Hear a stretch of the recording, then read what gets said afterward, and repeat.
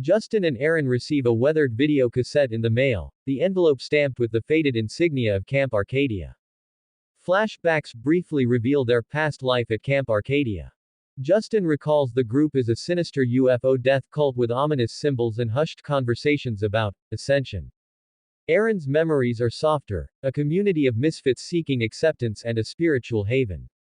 Aaron argues that the cassette proves that Camp Arcadia's members are still alive and thriving. Justin expresses worry that discussions of ascension might hint at a planned mass suicide, planting seeds of unease. Both brothers are shown in contrasting settings, Aaron in a cramped apartment with memorabilia from their youth, Justin in a sterile, impersonal office. Their inability to forge lasting friendships or secure fulfilling jobs is emphasized. Aaron passionately argues that a reunion, even if brief, could provide the validation and escape they need. A heated argument unfolds where Justin resists but slowly warms to the idea as he battles internal doubts. The brothers are greeted by smiling camp members under soft, almost otherworldly lighting. A welcoming committee featuring Anna and Lizzie, each with their own ambiguous charm, offers heartfelt greetings. Temporal displacement. Visual cues show that despite a decade's gap, all camp members appear untouched by time, heightening the surreal atmosphere. Initial reactions. Aaron immediately embraces the friendly vibes and reconnects with several members. Justin remains distant, scanning faces for any signs of the dark past he remembers. Hal, an energetic and enigmatic member, eagerly approaches Justin with a handwritten physics equation that defies conventional logic. Hal explains that the equation is his attempt to mathematically capture a phenomenon that feels as impossible as describing an unseen color. Hal hints that understanding the equation could unlock the deeper truths behind Camp Arcadia's beliefs, and maybe even prove that reality is not as it seems. Justin is both fascinated and repelled, experiencing a mix of scientific curiosity and existential dread. Aaron participates in various camp activities, communal meals around a bonfire, nature walks with mystical commentary, and spontaneous group meditations under the stars. Justin, though physically present, withdraws emotionally and spends much of the time observing quietly or conversing only with Aaron. In a surreal outdoor activity, members engage in a tug-of-war against a rope that ascends toward a starry, otherworldly sky. Justin notices a member on a ladder controlling the rope's tension and is perplexed by the loss, hinting at supernatural interference. While exploring the wooded perimeter of the camp, Justin feels an eerie presence following him. Justin discovers a photograph of a weathered buoy mysteriously left on his path, a silent, cryptic clue. Justin confronts Hal about the unsettling events. Hal confesses that he doesn't have all the answers, urging Justin to uncover the truth on his own and specifically directs him to search the lake bottom beneath the buoy. The sky shifts as two luminous moons rise, and Hal warns that the arrival of a third moon will seal everyone's fate if a conclusion isn't reached.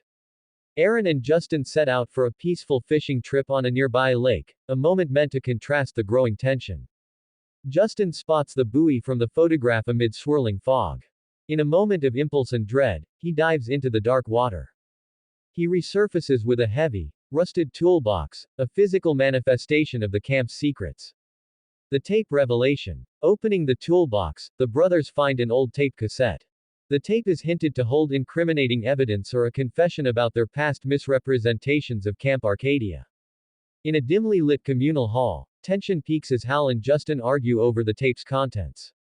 Hal defends the camp's mysticism, claiming that the tape reveals distorted truths manipulated by the media. Justin, seething with anger, accuses Hal of being a cult leader orchestrating dark rituals. Hal retorts that Justin fabricated lurid stories to sensationalize their departure, twisting reality for the outside world. Caught in the crossfire, Aaron listens, torn between nostalgia for the camp's promises and his brother's dire warnings. The confrontation fractures old bonds, leaving Aaron questioning everything he once believed. After the confrontation, Justin ventures out alone seeking help. He stumbles upon several individuals trapped in time loops, each repeatedly reliving violent, inexplicable deaths. These trapped souls recount their stories in disjointed monologues, explaining that an unseen entity manipulates time and fate for its own amusement. Their descriptions evoke imagery of a monstrous force that toys with life as though it were a game. One looped victim warns Justin that with the rise of the third moon, the entity will permanently trap everyone in its cycle. Amid the chaos, Justin finds Aaron, who has been frantically searching for him. The encounter is tense. Aaron seems almost entranced by the camp's dark allure, still clinging to the promise of a sacred death ritual is preferable to his mundane existence. In a secluded clearing under the ominous glow of two moons, the brothers engage in a raw, emotional dialogue. Justin pleads with Aaron to abandon the camp's twisted beliefs and escape the looming doom. Aaron defends his desire to remain, arguing that embracing the cult's ritual even if it means repeated death, is a way to reclaim identity and community, rather than living a life of isolation. Justin, vulnerable and remorseful, admits that he too once sought belonging and that his warnings come from deep personal scars. This exchange softens Aaron's stance momentarily, opening the possibility for change. Ultimately, faced with the inevitability of the third moon's rise, Aaron concedes that escape might be their only chance. The brothers share a final, poignant look, bound by shared past mistakes and uncertain hope. As ominous sounds and visual distortions signal the imminent arrival of the third moon, the entity's destructive power becomes palpable. The camp begins to crumble in surreal, nightmarish sequences, structures warping, time flickering. In a frantic scramble, the brothers rush to their vehicle. Justin instructs Aaron to refill the gas tank as a last-ditch escape plan. Aaron reveals with bitter irony that the car's gas gauge has always read empty, a recurring symbol of their inability to escape fate. This detail underscores the camp's hold on them, suggesting that some traps are nearly impossible to break. In a heart-pounding climax, the brothers barely manage to start the car as the third moon begins to rise. Quick cuts show fleeting images of the trapped souls, Hal's resigned expression, and the ominous, advancing entity. The final scenes focus on the brothers driving away from the burning, collapsing remnants of Camp Arcadia.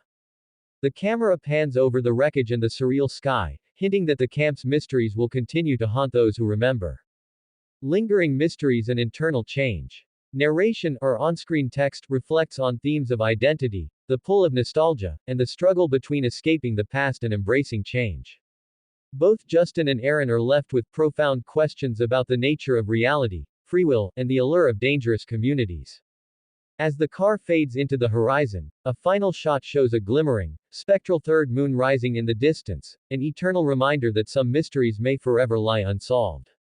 The video ends with a moment of silence and a title card posing questions for the audience. What binds us to our past, and can we ever truly escape our destiny?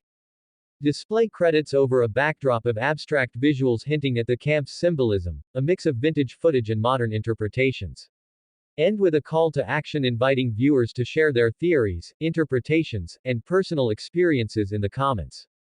Encourage subscribing for follow-up videos that delve deeper into the lore of Camp Arcadia.